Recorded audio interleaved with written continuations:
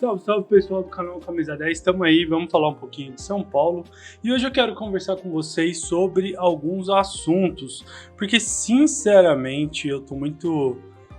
Eu sei que é um tanto quanto alarmista, é cedo, eu entendo todas essas coisas de verdade, mas sinceramente eu quero conversar com vocês sobre algumas coisas, porque o São Paulo é um clube que parece há algum tempo não dar sinais de vida, sabe? Quando tem aquele cara lutando pela vida ali na UTI e tal, e ele responde ao tratamento, e o São Paulo parece que não dá respostas, né?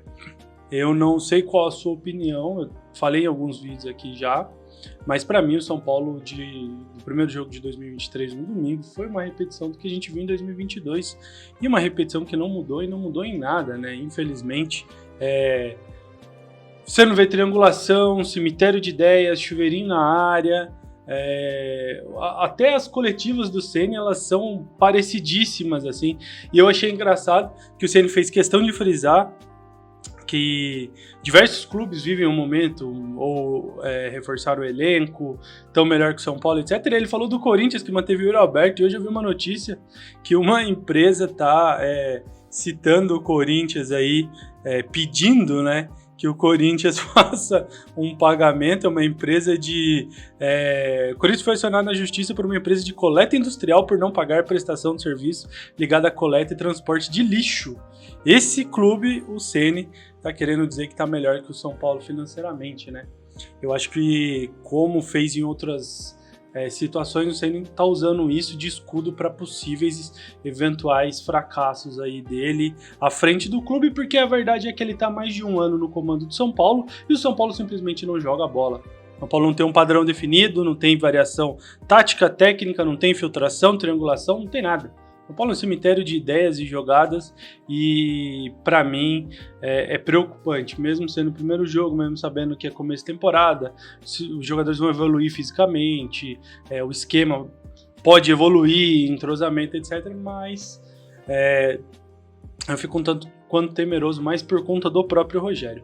Antes da gente falar de tudo que eu quero falar nesse vídeo aí, não deixa de curtir, isso ajuda muito a gente quando você deixa seu comentário, curte, compartilha e envia o vídeo para mais pessoas. Aqui a gente fala sobre São Paulo, sobre futebol. Eu vou tentar fazer uma cobertura bem distinta aí da Champions League quando ela voltar, trazer notícias. Eu falo muito lá no meu Instagram, no Twitter, e quando você segue a gente aqui, você nos ajuda e nos ajuda muito, beleza? Primeira informação que eu quero trazer para vocês é que o São Paulo, né, informação do Marcelo Bazeggio, eu acho que é o nome dele, São Paulo negociou o empréstimo do zagueiro Valse, né, com o Juventude, negocia o empréstimo do Valse com o Juventude. Valse, se você não lembra, aquele ótimo zagueiro do São Paulo, que veio da base, se destacou, seleção brasileira, e na seleção ele se machucou e ele ficou infinitamente no Triângulo das Bermudas, como diz o Barolo, que é o CT do São Paulo, né? Ficou lá 2 anos se recuperando de uma lesão no joelho e começou a dar indício de voltar no final do ano passado,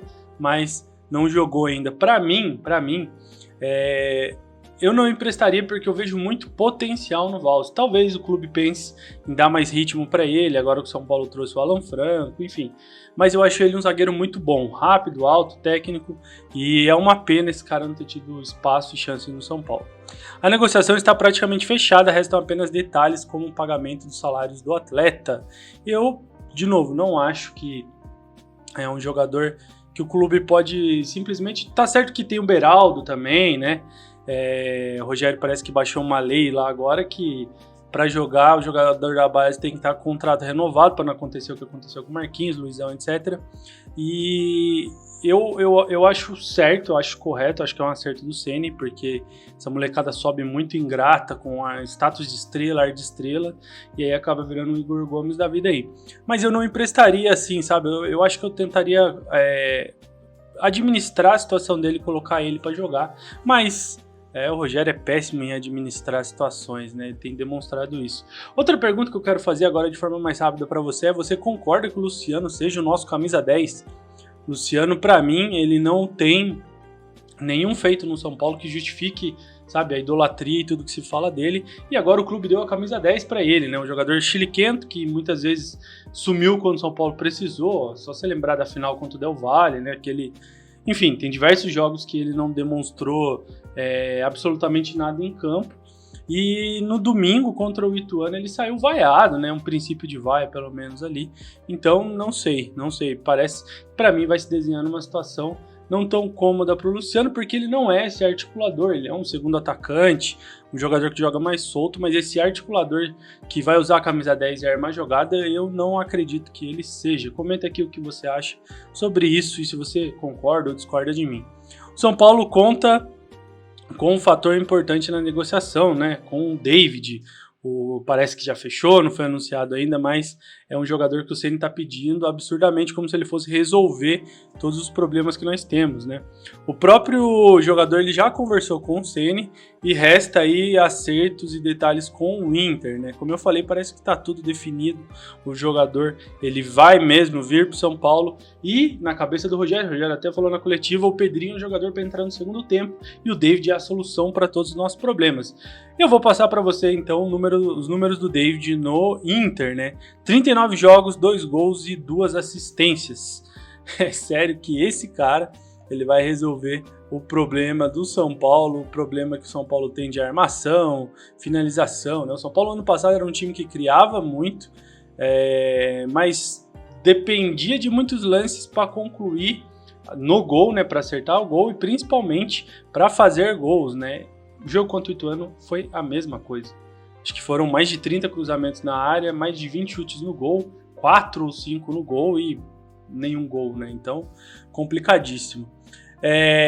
Você lembra que o São Paulo, há algum tempo o Ceni vem falando que precisa de jogador de velocidade e que quer esse jogador de velocidade, não tem jogador de velocidade, os outros clubes têm jogador de velocidade, etc, etc.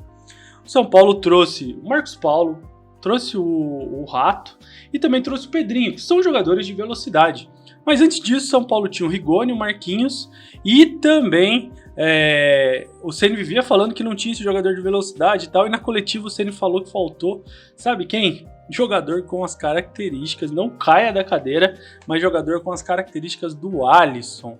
Cara, se o Alisson é o que o São Paulo precisa para sair dessa crise, eu acho que a gente pode esperar viver muitos anos nesse sofrimento eterno que é torcer para o time de São Paulo, porque o Alisson, para mim, é um jogador extremamente comum, até interessante para compor elenco, só para compor elenco, mas nem um pouco... Ele não é aquele cara que vai te entregar coisas diferenciais, que vai vencer jogo, enfim, não é esse jogador. O Alisson é um jogador comum. São Paulo tem bons jogadores, mas não tem nenhum craque. São Paulo não tem um Dudu, São Paulo não tem um Arrascaeta, São Paulo não tem um Danilo, São Paulo não tem jogadores muito acima da média. São Paulo tem bons jogadores que, na minha opinião, se fossem bem dirigidos, poderia montar um bom time. Quer um exemplo? O São Paulo teve alguns escanteios no jogo contra o Ituano. As bolas paradas foram um problema para o São Paulo no ano passado, né, quando o Reinaldo não jogava, que era o jogador que tinha um melhor aproveitamento ali, mesmo não tendo um aproveitamento tão bom. E esse problema continua. O São Paulo não chuta de fora da área, o Nestor não chuta de fora da área, e os escanteios, se você viu, você percebe que não mudou muita coisa. E aí eu fico me questionando, será que esse time não treina triangulação? Será que o Rogério não treina variação de jogadas, variações táticas para furar aí sistemas defensivos? A impressão que a gente tem olhando é que não treina, que esse time ele continua nessa, sabe, mediocridade que foi o 2022.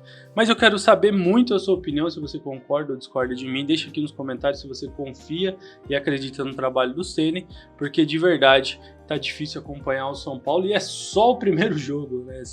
Tem um meme, né? O ano tá difícil, mas é só a primeira semana do ano. Define bem a vida do São Paulo. Deixa aqui nos comentários a sua opinião, não esquece de curtir, compartilhar e inscrever. Tamo junto. Segue aí o Camisa 10, dá uma moral aí pro nosso projeto aqui, pro nosso trabalho, que estamos sempre tentando melhorar e fazer mais coisas e tal. E a sua ajuda é muito importante para nós. Tamo junto, até o próximo vídeo e valeu!